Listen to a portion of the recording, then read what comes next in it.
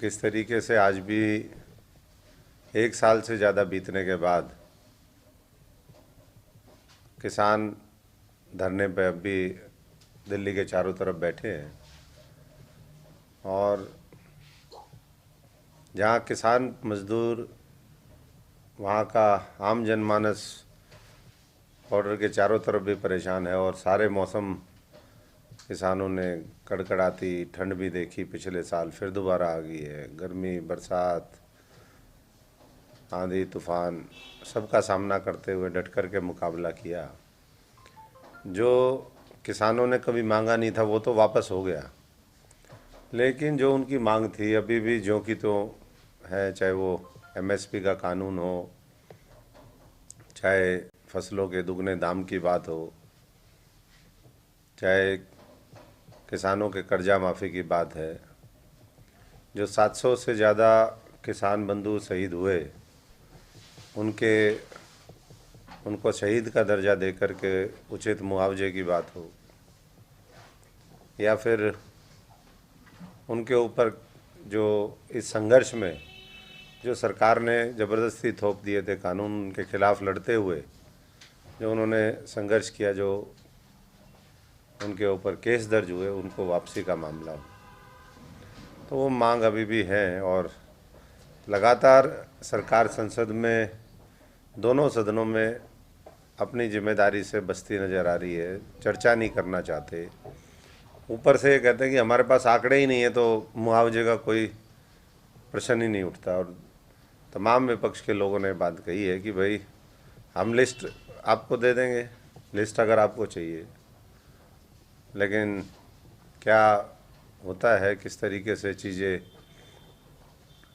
आने वाले समय में वो शेप लेंगी, वो तो देखना बाकी है। लेकिन हम तो यही सरकार से कहेंगे, कल हरियाणा के मुख्यमंत्री जी ने भी कुछ किसान नेताओं से बात की है। क्या आउटकम निकला, क्या नहीं निकला, वो भी सबके सामने आना बाकी है। लेकिन इस वर्ष सब किसान अपने घरों को चले जाएं वापस, जाकर के देश की तरक्की में, देश की समृद्धि में और अन्नदाता का जो रोल है वो अपना रोल और भूमिका निभाने में उनकी फिर दोबारा सक्रिय भूमिका हो, बल्कि और ज़्यादा बड़ी हो, ये सुनिश्चित करने का काम सरकार को करना चाहिए। और जल्दी से जल्दी ये जो विवाद है इसको संवाद के माध्यम से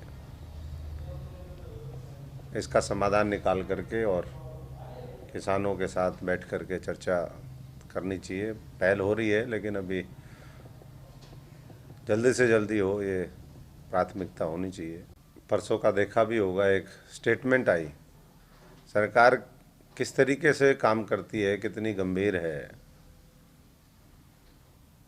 उसका इस बात से सहज अंदाज़ा लगाया जा सकता है कि सुप्रीम कोर्ट में पोल्यूशन को लेकर के, जो दिल्ली में पोल्यूशन होता है, दिल्ली के आसपास पोल्यूशन होता है, उस पर जो सरकारों ने हलफनामा डाला। पहले तो कहते थे पराली मुख्य जो है स्रोत है दिल्ली में पोल्यूशन का।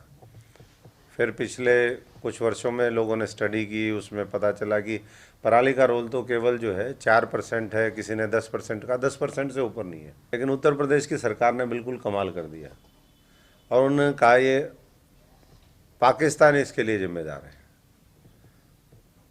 तो ऐसी हास्यास्पद जो तर्क हैं वो कहीं ना कहीं इस बात के को साबित करते हैं कि जो सरकार है, उसके मुखिया भी और जो अधिकारी लोग हैं, वो जो बड़ी समस्याएं हैं उनका समाधान करने की बजाय वो आज भी जो जुमलेबाजी है, इसी सरकार की देन है ये, उसमें लगे हुए। कभी पाकिस्तान का नाम ले लेते हैं, कभी चीन का ले लेते हैं।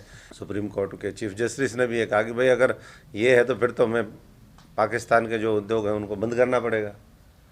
तो ऐसे ही अगर टिप्पणी सुप्रीम कोर्ट के जजेस को करनी पड़े तो ये सरकार को खुद ही सोचना चाहिए कि क्या कहाँ उनकी ढिलाई है और किस तरीके से वो गंभीर होकर के ऐसे समस्याओं का समाधान कर सकते हैं।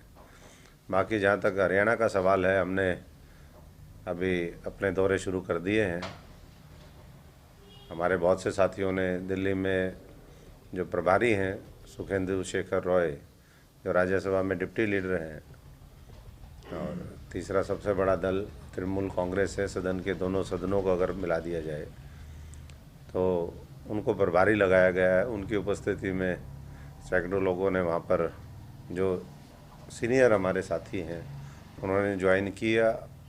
और अगले कुछ दिनों के अंदर हमारी कोशिश होगी कि जो और साथी हैं उनको भी अलग अलग कार्यक्रम में उनको तृणमूल कांग्रेस की सदस्यता दिलवाई जाए, ताकि संगठन को हम ज़मीनी स्तर से मजबूत करके, और ममता जी को आगे जिस तरीके से पूरा विपक्ष एक लीडर के तौर पर देख रहा है, इस देश के विकल्प के तौर पर देख रहा है, तो उनको मजबूत कर सके। और उसी क्रम में हमारा 8 तारीख को गुड़गांव कार्यालय का वो ओपनिंग होगी, पहला कार्यालय वहाँ पर वो खोलेंगे, प्रभारी जी भी आएंगे, उसमें और भी साथी सदस्यता लेंगे।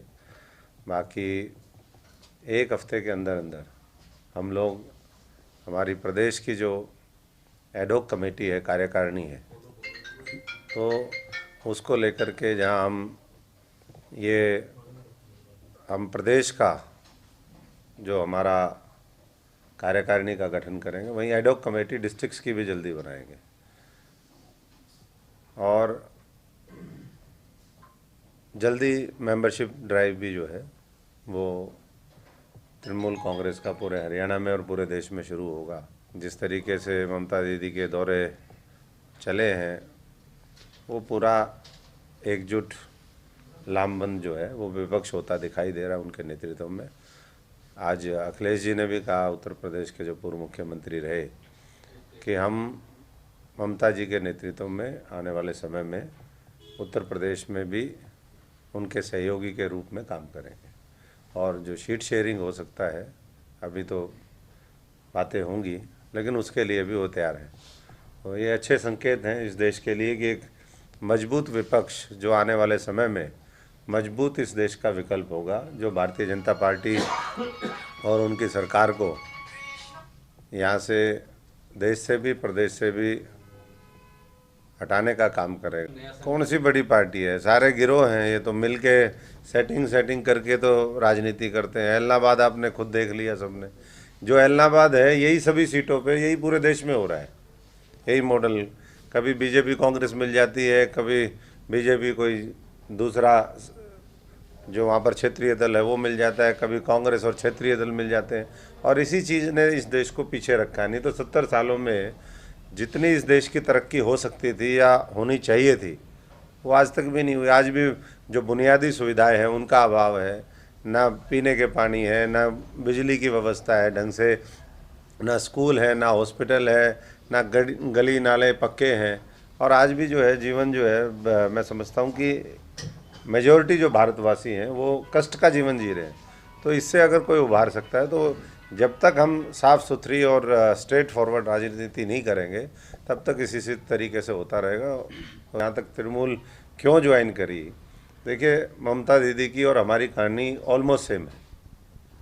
आज से 30 साल पहले उनको भी कांग्रेस छोड़नी पड़ी थी, और हालात इन्हीं कांग्रेसियों ने मिल करके बनाए थे, जो लेफ्ट के साथ सेटिंग करके अपनी सीटें तो जीत लेते थे 2-4, वो बार्टरिंग हो जाती थी कि ये 3-4 सीटें छोड़ दो लोकसभा की, बाकी पूरे में आप जो है लेफ्ट जीते। इसी तरीके से उनके ऊपर लाठियाँ भी चली और भी हुई। ज़मीनी स्तर पर उन्होंने छात्र संगठन से लेकर के यूथ कांग्रेस और उसके माध्यम से लंबी लड़ाई लड़ी और सफल हुई। 37 साल का जो लेफ्ट का रूल था उसको उन्होंने उखाड़ फेंका वहाँ से। तो ऐसे जज्बे को सब सलाम भी करते हैं। और तीसरी बार बंगाल में जीतने के बाद ये स्पष्ट हो गया था कि अब वो इस देश को लीड करेंगी, और मुझे पूरा यकीन है कि आने वाले समय में हमारे जैसे साथी सारे उनके साथ मजबूती से जुड़ेंगे। डॉक्टर अशोक तंवर की ये जिम्मेदारी उन्होंने लगाई है कि पूरे देश में संगठन विस्तार में हमारी मदद करिए, और जहाँ भी संभव है वो हम पूरी ताकत लगाएंगे। अभी तुरंत गोवा में चुनाव है, उन्होंने कहा कि गोवा चुनाव आप जाइए और गोवा चुनाव में पूरी मदद करिए। तो जल्दी मैं, हमारे तमाम साथी जो वहाँ के पुराने साथी हैं, सब लोग उनकी मदद करेंगे, और ना केवल मदद करेंगे बल्कि गोवा का चुनाव तृणमूल कांग्रेस जीतेगी, और अगली सरकार पश्चिम बंगाल के बाहर पहली सरकार वो तृणमूल की गोवा में होगी।